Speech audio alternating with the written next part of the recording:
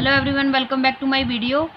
आज का जो हमारा सेशन होने वाला है वो हिस्ट्री के ऊपर है। एंशिएंट इंडियन हिस्ट्री को हम स्टडी करेंगे। माय नेम इज़ रितु रानी। वो भी ऑब्जेक्टिव है जो हम आज स्टडी करने वाले हैं उसको एक बार गो थ्रू कर लेते हैं। सबसे पहला हमारा to provide basic understanding of ancient history. सबसे पहले हम क्या करेंगे, जो बेसिक अंडरस्टैंडिंग है हमारी एंशिएंट हिस्ट्री के ऊपर कि क्या क्या कैसे कैसे हम कंफ्यूज हो जाते हैं, जैसे कि Harappa, Palaeolithic age, stone age, इन सब के बीच में हमें थोड़ा कंफ्यूज हो जाते हैं कि कैसे वैदिक युग आया इन सब। तो आज हम एंशिएंट हिस्ट्री के थ्रू इन सब चीज़ों को क्लियर करेंगे, कनेक्ट करेंगे जितनी भी ऑल इम्पोर्टेंट इवेंट्स हैं और जितने भी सारे फैक्ट हैं, लॉजिक है उनके बीच के, उनको कवर करेंगे। और ये हमारा सेशन है जो सारे कॉम्पिटिटिव एग्ज़ाम को कवर करेगा, जितने भी कॉम्पिटिटिव एग्ज़ाम जीके के पॉइंट ऑफ व्यू से होते हैं।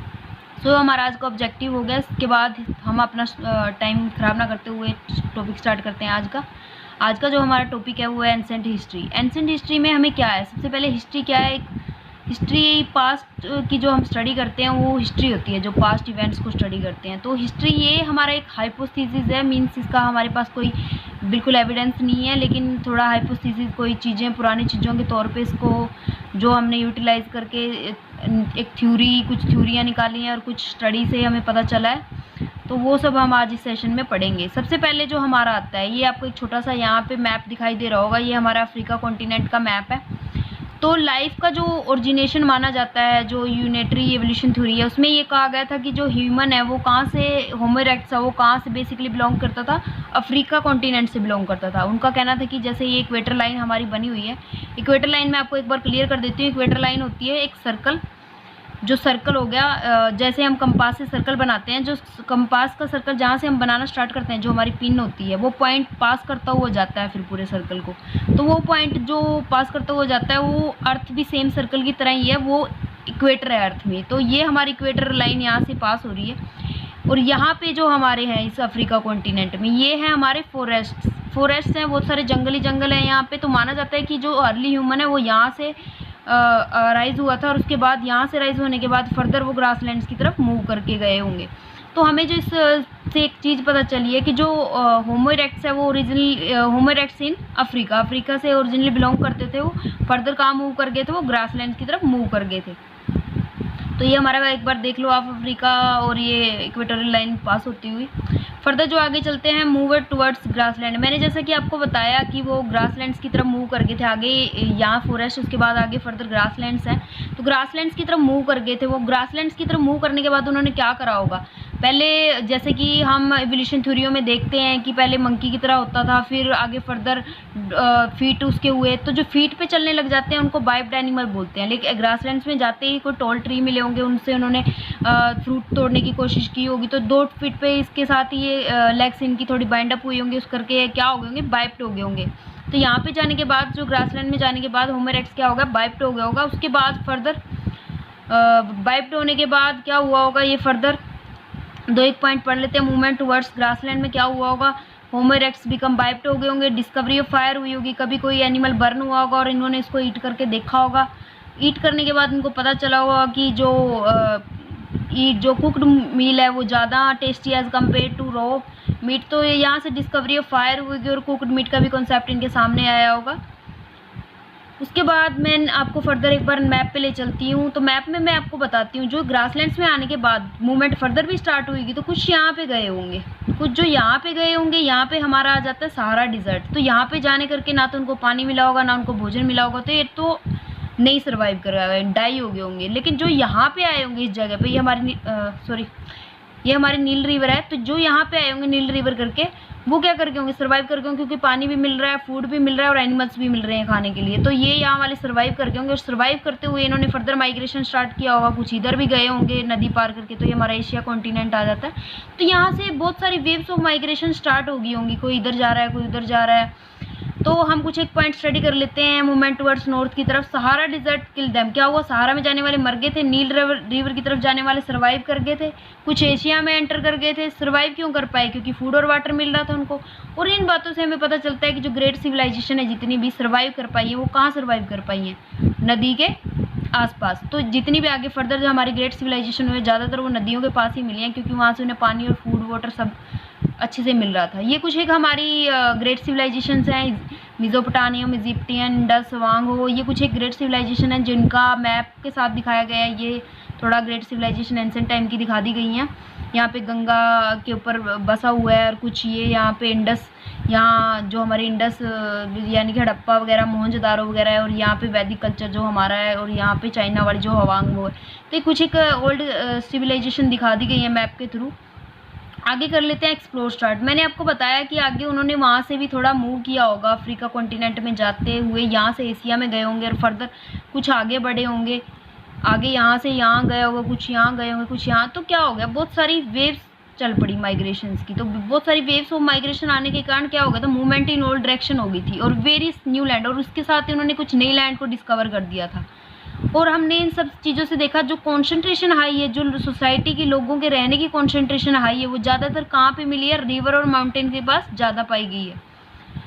कुछ है कि ये इंडस सिस्टम के बारे में पढ़ लेते हैं। इंडस सिस्टम, जैसा कि हमारा नाम भी इंडिया है, earliest cities 4700 years ago were towards this. जो अर्लीस्ट सिटीज़ थी, मैंने आपको जैसा कि मैप में भी दिखाया था पीछे, कि जो अर्लीस्ट सिटी थी वो यहाँ पे बसी हुई थी। जो हमारी इंडस, मोहनजोदारो, हड़प्पा, जितनी भी हमारी ग्रेट सिविलाइजेशंस है पहले वाली, वो यहाँ थी। लेकिन बाद में जब जैसे ही वैदिक कल्चर आया तो वो यहाँ पे दिखाई देने लगी।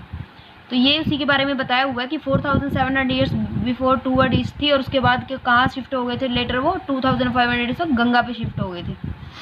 अब हम इंडिया वर्सेस भारत का थोड़ा सा कॉन्सेप्ट क्लियर कर लेते हैं। इंडिया जो हमारा नाम है वो ड्यू टू इंडस रिवर करके है। इंडस रिवर करके हमारा नाम इंडिया पड़ा, क्योंकि जो ईरानियन और ग्रीक लोग थे, 2500 ईयर्स एगो की बात है, ये जितना पुराना नाम है, वो ईरानियन और ग्रीक लोग प्रोनाउंस नहीं कर पाते थे हमारा नाम इंडिया, नहीं सॉरी सिंधु नहीं प्रोनाउंस कर पाते थे, तो इंडस बोलते थे। उसके बाद जैसे फर्दर नाम इंडिया पड़ गया था हमारा। लैंड टू ईस्ट रिवर की तरफ रहने वाले लोग। मेंशन ऋग्वेदा में जो हमारा नाम है वो मेंशन किया गया है भारत है, जो हम भारत की संतान, उसमें बताया गया है आगे जैसे पीपल ऑफ नॉर्थ ईस्ट। तो इसमें हम नॉर्थ ईस्ट के लोग हैं, जो 3500 ईयर्स है वो पुराना है ये हमारा नाम।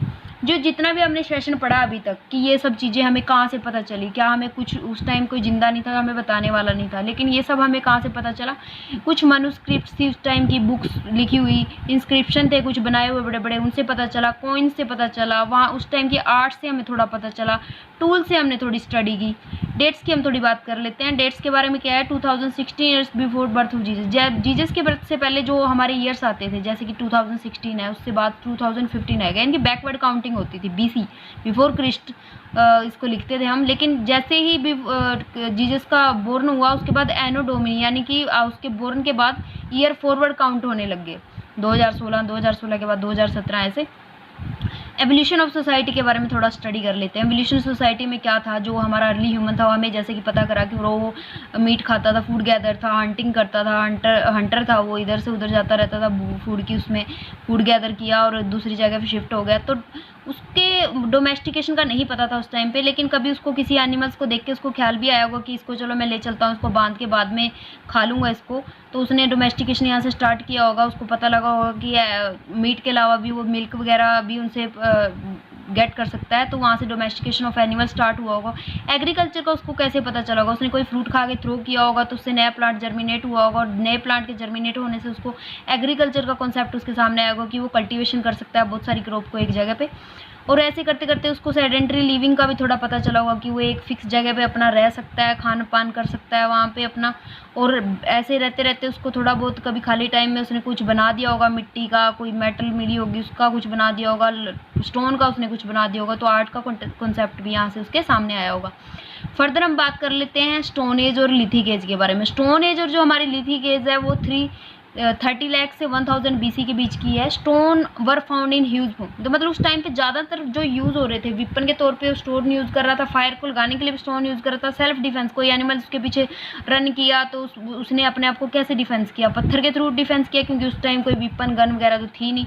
सो जो ये इतना भी ईरा है इसको हम क्या बोलते हैं, स्टोन एज बोलते हैं। उस टाइम पे पत्थर ही आदमी का सबसे अच्छा दोस्त था। लिथिक एज के 3 पार्ट हैं हमारे फर्दर्स, पैलियोलिथिक, मीजोलिथिक और नियोलिथिक। तो पैलियोलिथिक की हम बात कर लेते हैं थोड़ी सी पहले। मेलियोलिथिक को पाषाण युग भी बोला जाता है हिंदी में, और ओल्ड स्टोन एज, ठीक है।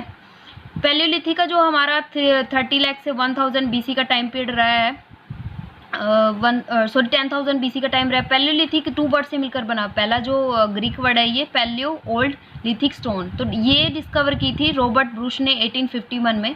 और उन्होंने ये जो टोटली डिपेंड था पैलियोलिथिक, ये नेचुरल हंटिंग पे डिपेंड था कि कुछ हंट कर लिया, कुछ नेचुरल चीज़ें तोड़ के फ्रूट खा लिया, मीट खा लिया, यही था इसका।